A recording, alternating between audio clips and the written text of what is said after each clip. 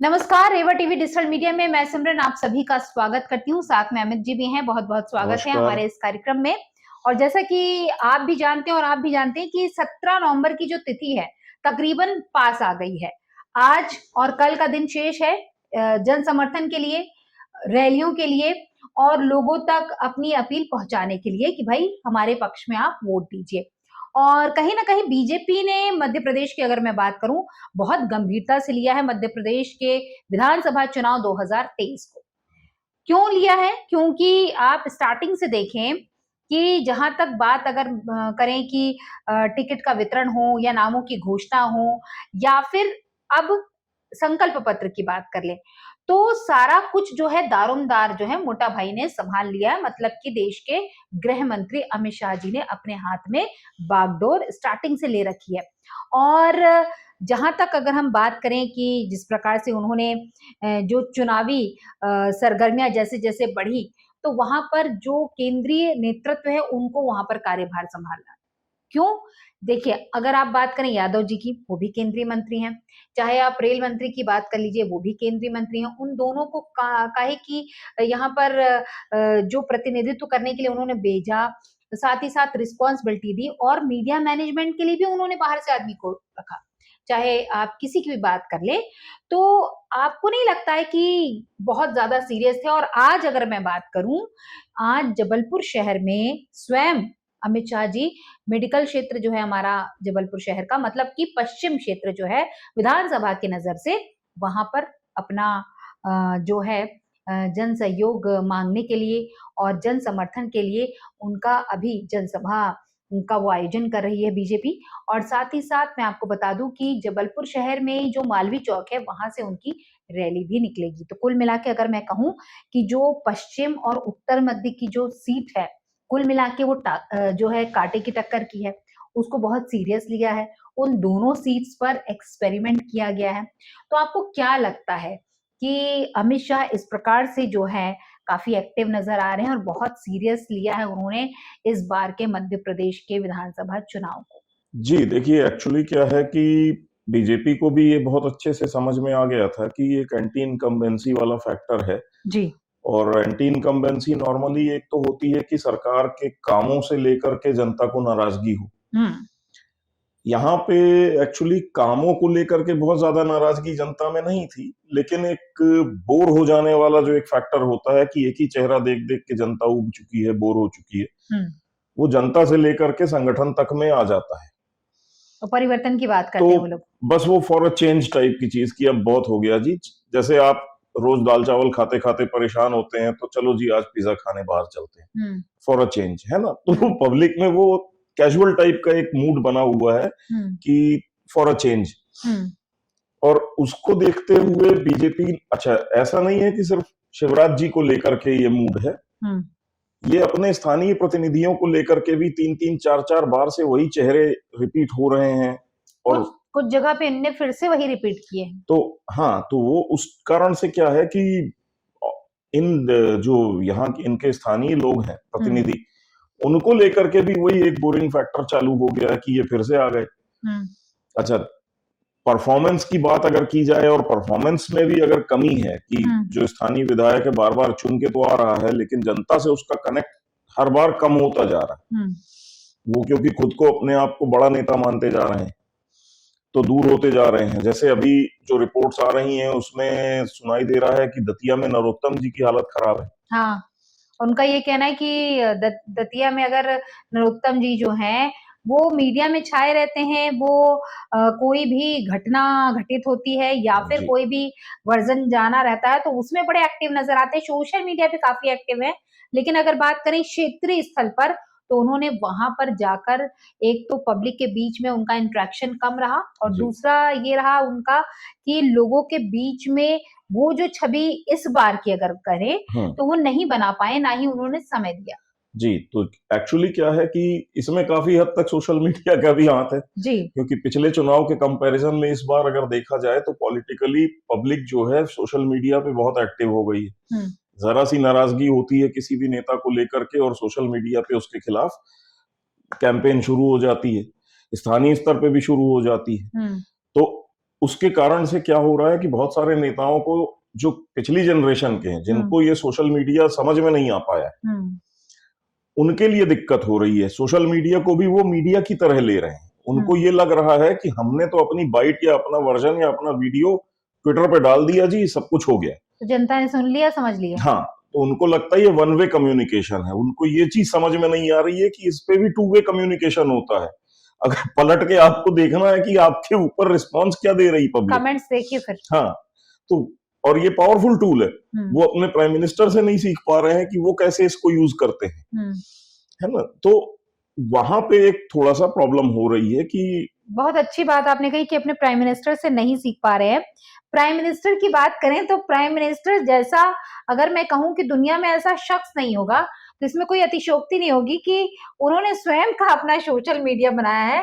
Even उन्होंने अपना YouTube channel चलाया है, और अभी बीच में उन्होंने खुद ही आकर सोशल मीडिया पे अपने यूट्यूब चैनल के माध्यम से कहा था कि भैया अब आप पॉलिटिक्स को इतना इजी मत समझिए, अब सोशल मीडिया जो है वो काफी पावरफुल हो गया है। और खुद मैंने भी अपना यूट्यूब चैनल चलाया है और मिलियंस में फॉलोअर्स हैं, और आपको ये जानकर बड़ी हैरानी होगी कि कमेंट्स भी आते हैं और वो बकायदा कमेंट्स देखते भी हैं, और उनका ये भी कहना है कि अक्सर वो कुछ प्रोग्राम्स ऐसे बनाते हैं जो जनता की डिमांड पर रहते हैं। तो मतलब ये कि प्रधानमंत्री जो है वो धरातल पर भी काम कर रहा है, वो देश में भी काम कर रहा है, वो विदेश में भी नाम कर रहा है, मगर अफसोस कि मातहत जो है वो अपने आप को पीएम से कम नहीं आंकते। मतलब ये है कि उनके साथ में है कि अपना काम बनता बाढ़ में जाए जनता। उनको अपने उस प्रधान सेवक से सीख लेना चाहिए जो कि इतने बड़े पद पर रहते हुए अपने आप को प्रधान सेवक कहलाना जो है गौरवान्वित महसूस करता है। मगर अफसोस कि किसी भी पार्टी के आप पार्षद की बात कर लीजिए, पार्षद से आप बात करेंगे तो ऐसा लगेगा कि जैसे आप किसी सांसद से बात कर रहे हैं, सांसद से बात करेंगे तो ऐसा लगेगा कि आप किसी पीएम से बात करें। मतलब इतना गुरूर हमारी भारतीय संस्कृति सभ्यता में कहा जाता है कि गर्व करिए, गुरूर मत करिए, और ये जो गुरूर शब्द है वो जनता से दूरी बना लेता है। क्या कहेंगे आप?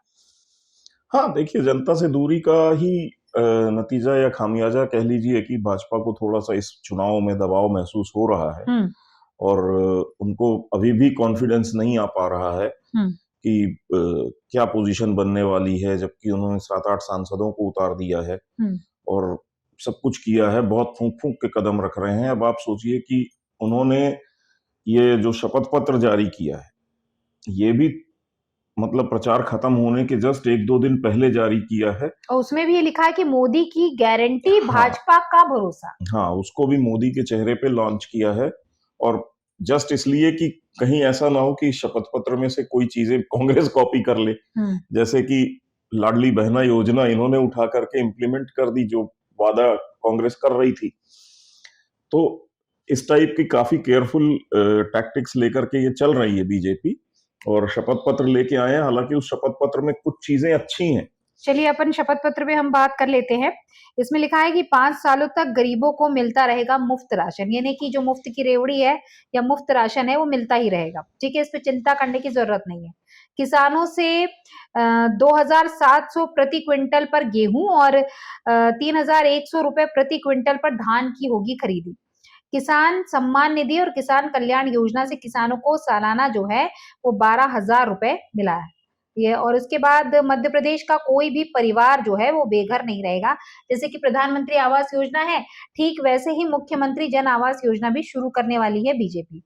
इसके साथ लाडली बहनों को आर्थिक सहायता के साथ मिलेगा पक्का मकान। मतलब ये कि जो 1,250 रुपए मिल रहे थे उसको शिवराज सिंह चौहान ने कहा था आने वाले समय में 3,000 मिलेंगे, लेकिन उनको पक्का मकान भी मिलेगा। प्रत्येक परिवार में कम से कम एक रोजगार या फिर स्वरोजगार के अवसर मिलेंगे, ये बड़ी अच्छी बात है। 15 लाख ग्रामीण महिलाओं को कौशल प्रशिक्षण के द्वारा लखपति बनाएंगे, ये भी बहुत अच्छी योजना है। लाडली लक्ष्मियों को जन्म से लेकर 21 वर्ष तक कुल 2 लाख रुपए देंगे। ये तो लाडली लक्ष्मी योजना स्टार्टिंग से चल रही है जी। गरीब परिवार की छात्राओं को केजी से लेके पीजी तक मुफ्त शिक्षा देंगे, ये एक नई बात आ गई।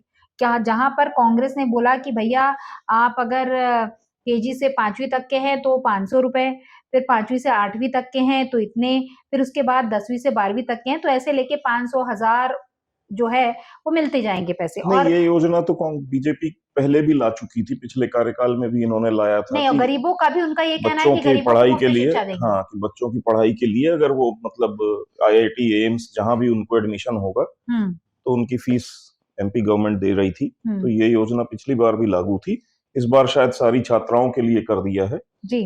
पिछली बार मेरिट बेस्ड थी।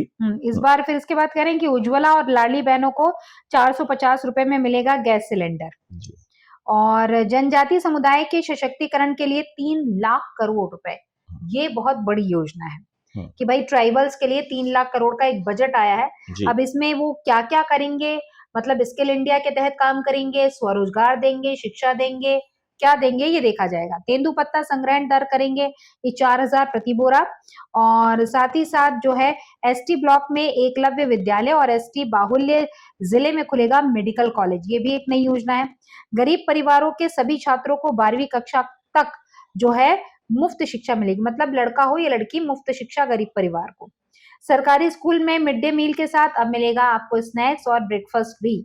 और आईआईटी और एम्स के तर्ज पर खुलेगा मध्य प्रदेश में Madhya Pradesh institute of technology और Madhya Pradesh institute of medical science. ये अच्छी बात है स्वास्थ्य की नजर से। जहां पर अगर हम बात करें हमारे मध्य प्रदेश के जबलपुर जिले की, तो यहाँ पर अगर कोई गंभीर बीमारी से त्रस्त होता है तो वो परिजन क्या करते हैं, अपने मरीज को कहाँ ले जाते हैं, नागपुर ले जाते हैं, तो कहीं ना कहीं उस पर लगाम लग सकेगी।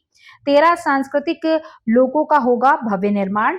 6 नए जो है एक्सप्रेस वे का निर्माण होगा। विंध्य एक्सप्रेस वे है, इसमें नर्मदा, अटल प्रगति, मालवा, निमाड़, बुंदेलखंड और मध्य भारत का विकास पथ है। 80 रेलवे स्टेशनों के आधुनिकीकरण के साथ जो है वंदे metro, Vande Bharat sleeper train और रीवा सिंगरौली, ये बड़ी बात है, सिंगरौली और शहडोल में बनेंगे हवाई अड्डे, एयरपोर्ट। और 20,000 करोड़ के निवेश से स्वास्थ्य व्यवस्था बनेगी हाईटेक, हॉस्पिटल आईसीयू में बिस्तरों की संख्या होगी दुगनी। तो कुल मिलाकर कहा जाए कि इस बार जो है शिक्षा, स्वास्थ्य और रोजगार, इन तीनों पॉइंट्स की जहां पर बात हो रही थी कि भैया शिक्षा कितनी, रोजगार कितना, और तो और जो लाडली बहना है उनको उनका घर भी मिलेगा, ये भी बड़ी बात है। और ट्राइबल मतलब ये है कि गरीब तबका हो, मीडियम हो, सबको ध्यान में रखते हुए ट्राइबल्स के लिए विशेष जो योजना लेकर आए हैं वो अपने आप में काबिले तारीफ है। क्या कहेंगे? देखिए, ये सब योजनाएं मोटा मोटी बोला जाए तो ये आती रही हैं, चलती रही हैं, उन्हीं में थोड़ा सा इन्होंने इधर उधर फेरबदल किया है। फेरबदल किया है। जैसे ट्राइबल्स हैं तो उनके लिए विभिन्न योजनाएं बहुत सालों से चलती आ रही हैं, मगर पहुंच नहीं पाती हैं। हाँ, अब इन्होंने बजट बढ़ा दिया है या कुछ कर दिया है तो वो उस टाइप का है, तो इसमें यूनिकनेस कुछ नहीं है। मेरे को यूनिकनेस लगी कि हाँ ठीक है, चलिए Madhya Pradesh institute of technology और वो Madhya Pradesh institute of medical sciences जो इन्होंने डिक्लेयर किया है, यूनिक चीज है। हाँ, ये भारत में एक पहली बार हुआ है कि कोई स्टेट इस स्तर के इंस्टीट्यूट्स बनाने की तरफ जा रहा है। तो ये एक वेलकम सोच है।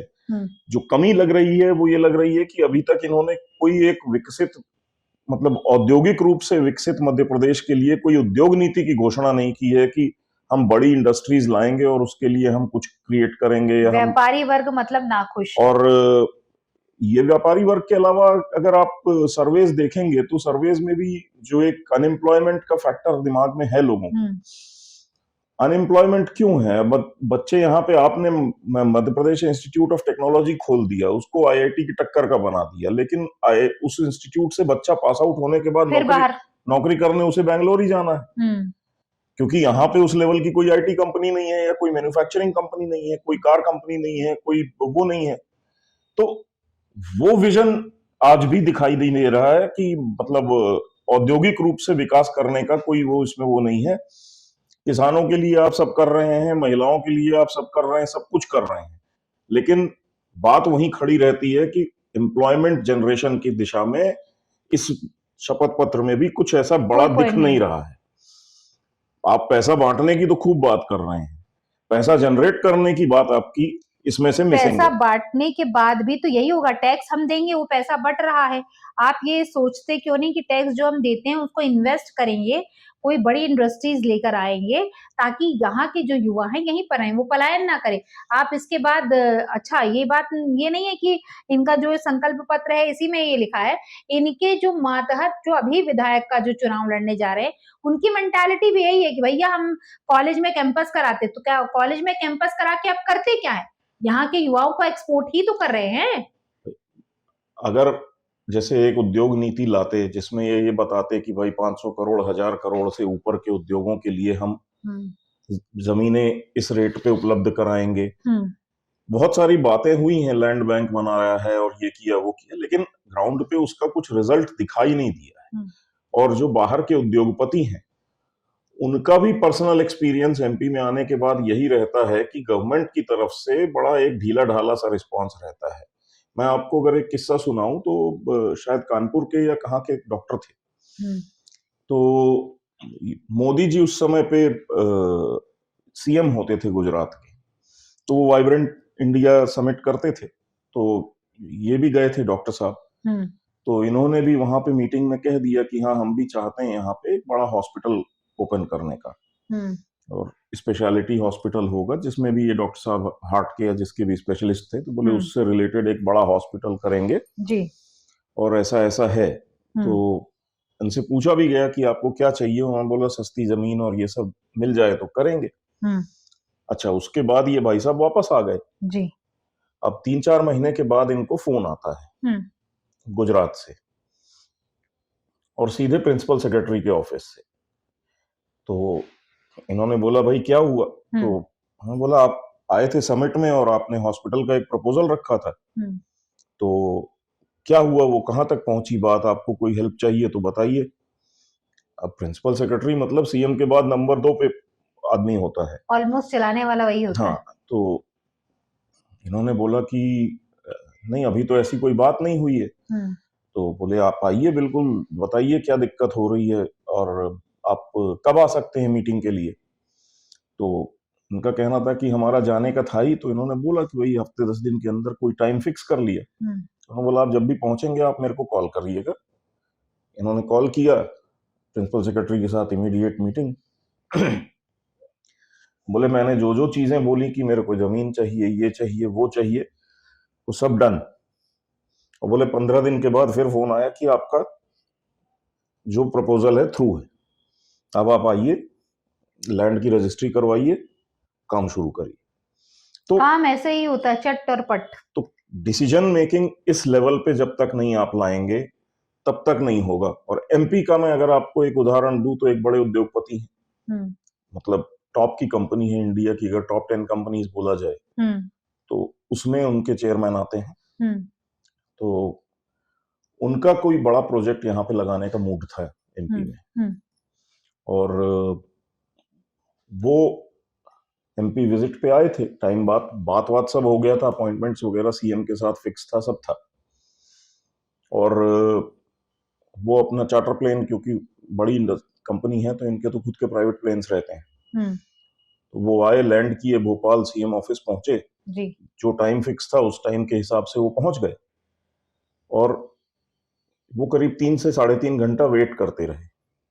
सीएम साहब ऑफिस में ही नहीं थे। क्या बात। और 3-3.5 घंटा वेट करने के बाद, क्योंकि उन्होंने बोला मेरी दूसरी मीटिंग लाइंड अप थी बॉम्बे में, तो वहां चले गए। तो फिर वो उठे और अपना प्लेन में बैठे, बॉम्बे निकल गए, पलट के वापस नहीं आए। तो वो 3 घंटे के इंतजार में करीब 25-30 हजार करोड़ की एक इंडस्ट्री यहां से आते आते रह गई। तो चीज ये होती है, सिंसियरिटी जो कहते हैं ना कि पंचुअलिटी, तो वो होनी चाहिए जी। तो बीजेपी की लीडरशिप को इन चीजों पे ध्यान देना चाहिए। ये तो क्या है कि आपने लाडली बहना और लाडली लक्ष्मी, ये सबसे कुछ बहुत ज्यादा होने वाला नहीं है। आपको ये देखना है कि इन सब चीजों को करने के लिए आपको जो टैक्स और जो रेवेन्यू जनरेट करना है वो बड़ी इंडस्ट्रीज से आना है। बड़े जो इंडस्ट्रीज हैं उसमें जो लोग आपके एम्प्लॉय होंगे, जो यहाँ का युवा है, आप समझिए 25-30 लाख रुपए की सैलरी ले रहा है वो बेंगलोर में बैठ के, मान लीजिए उस 25-30 लाख में से वो 10-15 लाख रुपए साल का खर्चा करता है अपने फैमिली जरूरतों पे, उस 10-15 लाख रुपए पे वो 18% का एवरेज से जीएसटी ले रहा है। ठीक है, तो अब आप लगा लीजिए 10 लाख रुपए का 18% जीएसटी 1,80,000 रुपए होता है। वो 1,80,000 रुपए बैंगलोर की गवर्नमेंट कमा रही है अदर स्टेट। जी।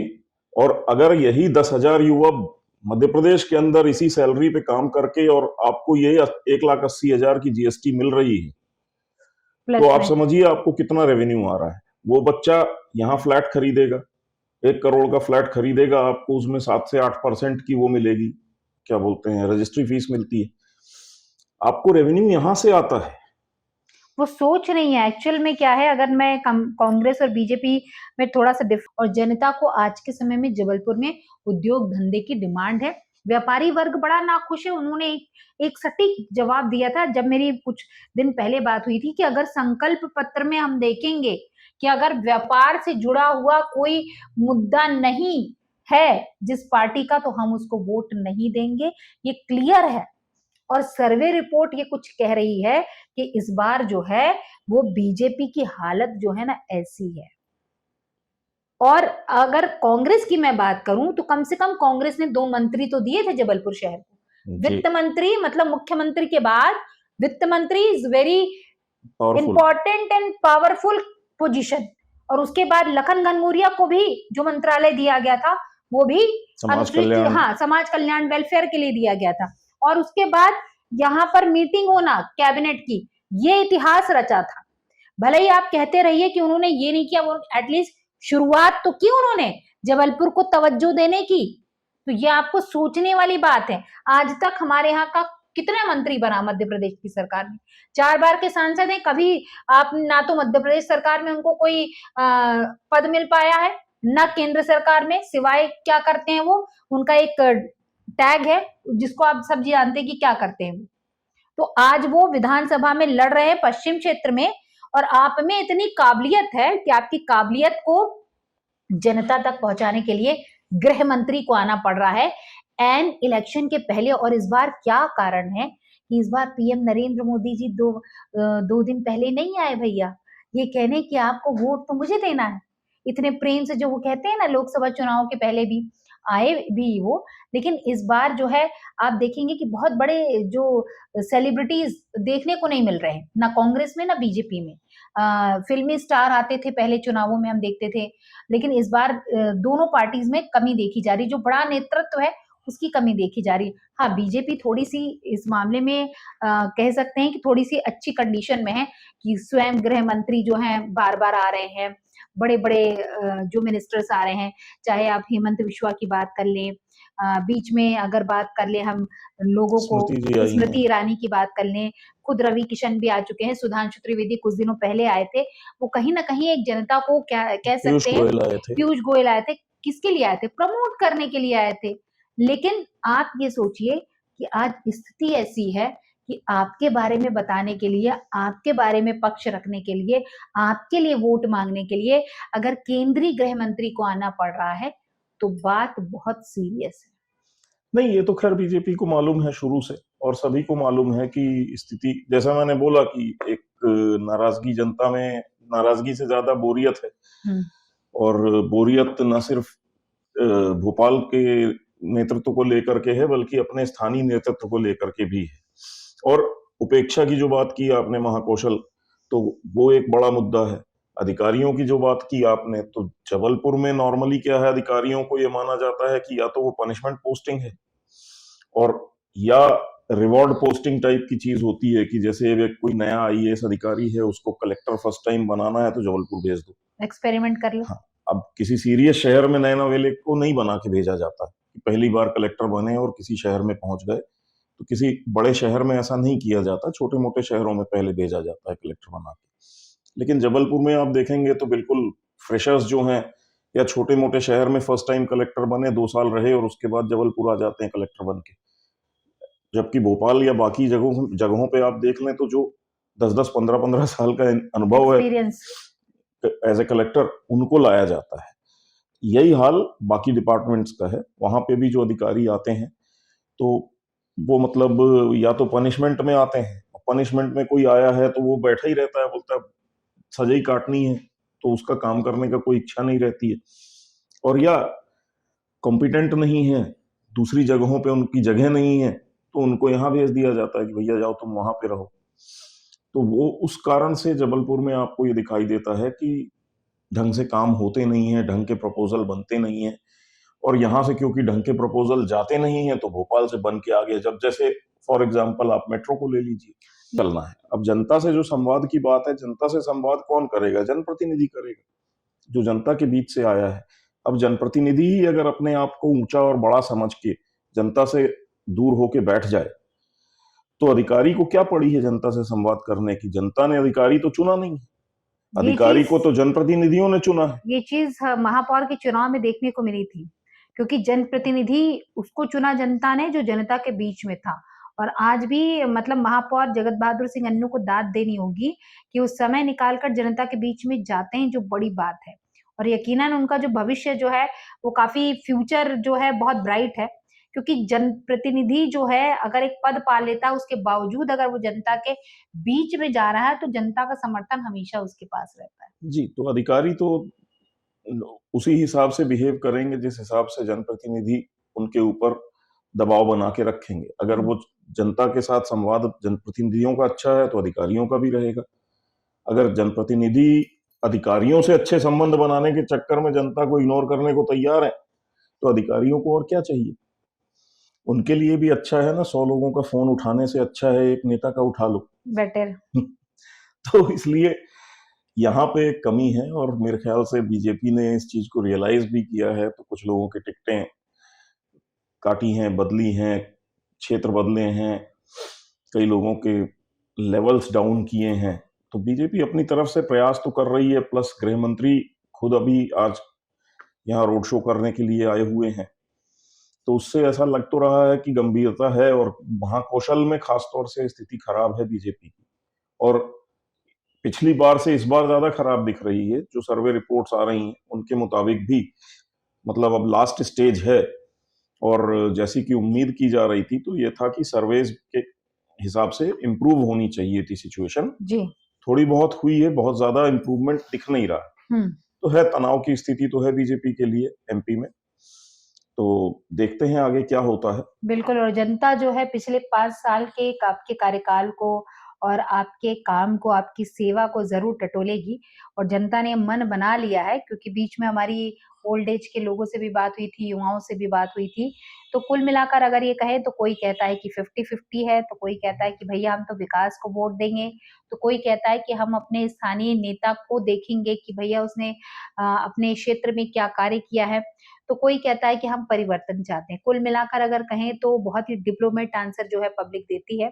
मगर ये है कि जो चाहे अगर आप महापौर के चुनाव की बात कर लें स्थानीय निकाय की, तो स्थानीय नेता को तवज्जो देती है जनता। वो केंद्रीय फेस को ध्यान में नहीं रखती, क्योंकि उसको ये लगता है कि भैया अगर स्थानीय जो चुनाव है, अगर हम स्थानीय नेता को तवज्जो नहीं देंगे तो कल को हमारी कोई समस्या होगी तो कौन उसको सॉल्व करेगा। जी। ठीक उसी प्रकार विधानसभा की अगर बात करें तो विधानसभा में भी जो क्षेत्र का विधायक है उसको तवज्जो देती है जनता, और वो ये देखती है कि पिछले 5 साल में उसने क्या काम किया है, और प्लस जो संकल्प पत्र जारी किए गए हैं उसमें क्या-क्या पॉइंट्स है। जैसे कि अभी हमने बीजेपी के संकल्प पत्र पर डिस्कस किया, कल हम डिस्कस करेंगे कांग्रेस के संकल्प पत्र पर। तो कुल मिलाकर ये कहा जाए कि संकल्प पत्र अच्छा है, बट व्यापार, बिजनेस, इनकम और इकोनॉमिक्स को अगर डेवलप करना है तो उस पर कोई भी ध्यान नहीं दिया गया है। मतलब इंडस्ट्रियल एरिया की अगर बात करें तो उस पर बिल्कुल भी कोई ध्यान नहीं दिया गया है। साथ ही साथ अगर हम बात करें टूरिज्म को बढ़ावा देने के लिए कोई उसमें तवज्जो नहीं दी गई है। और एजुकेशन तो ठीक है, लेकिन वही है कि पढ़ लिख के बच्चा करेगा क्या? जॉब करेगा कहाँ? और अगर वो स्किल इंडिया के तहत आत्मनिर्भर बनना चाहेगा तो भी बहुत सारी समस्याओं का सामना करना पड़ता है बैंक लोन के लिए। उस पर भी हम डिस्कस कर चुके हैं, क्योंकि बहुत सारी फॉर्मेलिटीज़ होती हैं जिसको निभाते इंसान दम तोड़ देता है, ये कह के कि भैया बस इट्स इनफ, अब मैं जॉब ही कर लेता हूँ। नहीं, वो तो एक देखिए गंभीर मामला है कि बैंक गारंटी मुख्यमंत्री योजना भी है, प्रधानमंत्री वो योजना कहते हैं भी कि है। मैं गारंटी दूंगा, लेकिन हाँ, पॉसिबल नहीं है। लेकिन बैंक इनकी गारंटी मानते नहीं है। उनका कहना है कि जो एप्लीकेशन दे रहा है वो अपनी पर्सनल गारंटी लेकर के आए, हमें मतलब नहीं सीएम या पीएम गारंटी से। तो वहां पे सरकार को बैंकों के साथ बैठ करके इस मामले को सुलझाना होगा कि भाई आपकी गारंटी क्यों नहीं मान रहा है बैंक। आप तो ढिंडोरा पीट रहे हैं, लेकिन आपकी सब्सिडी चल जाती है, लेकिन आपकी गारंटी नहीं चल पाती है। तो बैंक्स आपकी क्यों नहीं सुन रहे हैं, आपकी गारंटी क्यों नहीं मान रहे हैं, इस पर ध्यान देना होगा। दूसरा, बड़े और भारी उद्योग जब तक नहीं आएंगे और जब तक बड़े आईटी पार्क्स नहीं बनेंगे, बड़ी आईटी कंपनीज नहीं आएंगी, तब तक आपके आईटी पार्क्स किसी काम के नहीं है, तब तक आपके ये इंडस्ट्रियल एरियाज किसी काम के नहीं है। जबलपुर में जो इंडस्ट्रियल एरिया है भी, मनेरी रिछाई दोनों की बात कर लें आप, छोटे छोटे उद्योग चल तो रहे हैं। ये इंडस्ट्रियल एरिया जब ऑर्डिनेंस फैक्ट्रीज में काम होता था, उनकी एंसिलरी इंडस्ट्रीज के लिए बने थे। तो जब तक एक मदर इंडस्ट्री नहीं होगी, तब तक आपके लोकल इंडस्ट्रीज को प्रमोशन या ग्रोथ नहीं मिलती है। तो उसके लिए कुछ करना पड़ेगा, कुछ ना कुछ एक ऑप्शन देखना पड़ेगा। और उसके अलावा छोटी इंडस्ट्री या मीडियम साइज इंडस्ट्रीज जो हैं, उन पे वर्क करने की बहुत ज्यादा जरूरत है और उसको लेकर के एक क्लियर कट उद्योग नीति आनी चाहिए। अब मजे की बात अगर आप बोलें तो मध्य प्रदेश की जैसे एक उद्योग नीति है, इसमें उन्होंने जो इंसेंटिव्स वगैरह दिए हुए हैं, वो तमाम तरह की के उद्योगों के लिए इंसेंटिव हैं, और उसमें जो एक इंसेंटिव से बाहर इंडस्ट्रीज है जी, वो मिनरल बेस्ड इंडस्ट्रीज को आपने बाहर कर दिया। अब मध्य प्रदेश में होता ही मिनरल है, और आपने जो चीज आपके यहाँ होती है आपको उस इंडस्ट्री को प्रमोट करना चाहिए। अब आप मछली के बच्चे से कह रहे हैं कि तुमको तो पेड़ पे चढ़ना है, तो ये तो समझदारी वाली बात नहीं है। अब आपने टेक्सटाइल इंडस्ट्री के लिए घोषित कर रखा मतलब इंसेंटिव्स घोषित किए हैं टेक्सटाइल में, जबकि आपका साउथ इंडिया और अहमदाबाद वगैरह बहुत आगे हैं, तो आप उनसे लड़ तो सकते नहीं। हाँ, उनके पास मिनरल्स नहीं है, आपके पास है, आप मिनरल पे आधारित इंडस्ट्रीज को प्रमोट करिए। तो जो है उसको नहीं करना है, जो नहीं है हम उसको इंसेंटिवाइज करेंगे। तो इस टाइप की उद्योग नीति अगर आप लेके आएंगे तो कभी आप आगे नहीं बढ़ेंगे। तो यहाँ पे सोचना है, समझना है। अब नेताओं को अगर ये समझ हो तो सही उद्योग नीति बने जनता के साथ बात करके, वरना अधिकारियों के हाथ में दे देंगे तो वो ऐसी ही उद्योग नीति बनाएंगे, क्योंकि उनको तो काम नहीं करना। संवाद सिर्फ 5 साल में एक बार नहीं, बल्कि पूरे 5 साल होना चाहिए। और इस पर हमने कई बार कार्यक्रम बनाया और साथ ही साथ जो यहाँ के जनप्रतिनिधि हैं उनको चेताया, जगाया। और अफसोस कि उनको संवाद और जनसभा इसमें डिफरेंस ही नहीं पता होता। तो राजनीति जब करने आप निकलते हैं तो धरातल पर रहकर अगर आप आसमान पर नजर रखेंगे तो ज्यादा अच्छा होगा। आसमान पर पैर रखने से धरातल जो है वो आपसे छूटता नहीं है, और आसमान पर पांव रखना सिर्फ सपना होता है, यह हकीकत नहीं होता, कल्पना में होता है। तो इसलिए छोटी छोटी बारीक बातों को आपको ध्यान में रखना होगा और संवाद कंटिन्यूटी में रहे जनता के साथ, तभी आपको पता चलता है कि समस्या एक्चुअल में है क्या आपके क्षेत्र में। और जब आप इन बातों को ध्यान में रखते हैं, जनता को साथ में रखते हैं, उसके हितों की बात करते हैं, चाहे वो स्थानीय स्तर पर, चाहे विधानसभा में, चाहे लोकसभा में, तो जनता कभी भी आपको छोड़कर नहीं जाती। इसका ताजा और जीता जागता उदाहरण है गोपाल भार्गव का रहली क्षेत्र। वहां आप देखिए, आप जाइए तो जनता सीधे कहती है कि भैया आएंगे तो गोपाल भैया, चाहे कोई भी हो। तो ये एक्चुअली क्या है, पैठ होती है। और यही पैठ जो बनाई है, आप सोचिए प्रधानमंत्री नरेंद्र मोदी की अगर मैं बात करूं, गुजरात से हैं, बनारस से वो चुनाव लड़ते हैं और भारी मतों से जीतते हैं। कभी मौका मिले आपको तो कोशिश कीजिए, बनारस होकर आइए और 2014 के पहले की तस्वीर देखिएगा और उसके बाद की तस्वीर देखिएगा, तो समझ में आ जाएगा कि विकास कहते किसको है। अफसोस कि यहाँ के सांसदों ने, यहाँ के विधायकों ने गांव लिया जरूर होगा गोद में, लेकिन आप स्थिति देखकर आएंगे ना कि गांव की स्थिति क्या है, तो आप क्या कहेंगे उसको, मतलब अंतर देखिए। क्योंकि सांसद के तौर पर ही अगर बात करें कि एक तरीके से प्रधानमंत्री नरेंद्र मोदी जी गए, उन्होंने अपना क्षेत्र देखा, वहां पर विकास किया और किस प्रकार की तंगलियों से बनारस को फ्री किया, किस प्रकार से अतिक्रमण से हटाया, सारे अतिक्रमण को हटाए और फिर विकास किया। बहुत सारे विरोध झेलने पड़ते हैं अतिक्रमण हटाने के लिए, और इसके लिए आपको करना क्या होता है, जनता के बीच में जाना पड़ता है। अगर स्मृति ईरानी की बात कर लें तो स्मृति ईरानी जो है वो जब नेता वहां अमेठी की नहीं थी तब भी जाती थी, जब वो जीत गई तब भी जाती थी, वो उस समय जब हार गई थी उसके बावजूद भी जाती थी जी। और आज भी जाती है। अमेठी की कायाकल्प आपको जाकर देखनी चाहिए। तो विकास होता कैसे है ये उदाहरण है कुछ।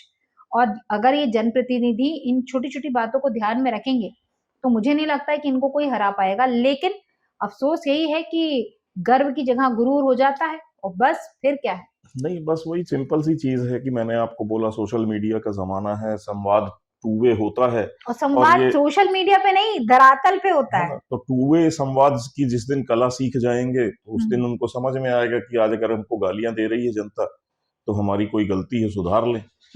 पलट के आपको गाली देने का मन करने लगे तो फिर आप समझ लीजिए कि आप में कोई बड़ी गलती है। और जनता को, आप आप जनता से हैं, जनता आपसे नहीं है, तो आप जनता से लड़ नहीं सकते हैं। जनता के मूड और मिजाज के हिसाब से ही आपको अपने आप को बदलना होगा। तो बस इतना सा मूल मंत्र है। और बीजेपी ने वो चीज करके दिखाई है, बहुत सारे जगहों पे सीट्स बदली हैं, कैंडिडेट्स बदले हैं। तो पार्टी को समझ है कि जनता के हिसाब से हमको बदलना होगा। बस जनप्रतिनिधि अपने आप को उस हिसाब से बदलने के लिए तैयार कर लें तो काफी काफी होगा। जी तो आज के लिए काफी लंबा हो गया। बिल्कुल। और आज अमित शाह का जो है रोड शो भी है, जनसभा भी है और कहीं ना कहीं समर्थन मांगेंगे वो, चाहे पश्चिम की बात कर ले चाहे उत्तर मध्य की बात कर ले। और साथ ही साथ जनता से गुजारिश करेंगे कि भाई हमने जो नया एक्सपेरिमेंट किया उसमें साथ दे, अपना सहयोग दें। अब ये देखना बाकी रहेगा 17 नवंबर को कि जनता किसके पक्ष में जाती है, किसको सीट देती है, किसको सीट से उतारती है। और 3 तारीख को पूरा रिजल्ट सामने होगा। फिर समझ से ये होगा कि भाई अब देखना है कि किसको मिलती है टिकट। और साथ ही साथ ये भी है 3 दिसंबर को कि 5 राज्यों में किसकी सरकार बनती है और किसकी जो है नीचे गिरती है। तो देखते रहिए ताजा अपडेट के लिए रेवा टीवी डिजिटल मीडिया। और अब दीजिए सिमरन और अमित जी को इजाजत। नमस्कार, जय श्री नमस्कार, राम। जय श्री राम।